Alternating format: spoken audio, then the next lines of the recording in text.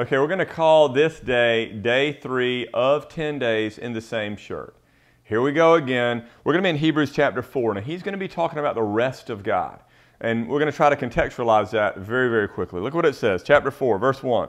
Therefore, while the promise of entering his rest still remains, let us fear, lest any of you should seem to have failed to reach it. For good news came to us just as to them, but the message they heard did not benefit them because they were not united by faith with those who listened. Now here's the thing. When you look at the children of Israel, God was taking them to a place of rest. And it was a geographic place of rest. And the truth of the matter is, many of them did not get into the promised land. As a matter of fact, an entire first generation didn't get into the promised land. But there was a bigger rest at risk.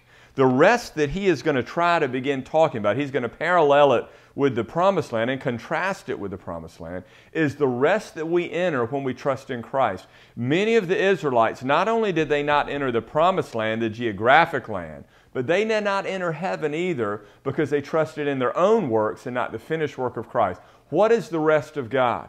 Or you enter the rest of God when you trust in Him. What that means is that when we relinquish all of our works and all of our deeds and all of our performance, and we through faith trust Christ, we now experience the benefit of entering into the rest that He has earned for us. Rest in the book of Hebrews is not ceasing from living life. It's ceasing from working for your salvation. If you have trusted Christ for your salvation, then you have entered into His rest. What that means is you have said, I relinquish all of my deeds and I relinquish all of my performance and I trust You, O Lord, who has already done it for me, and I'm going to rest in You. Rest happens when we trust Jesus.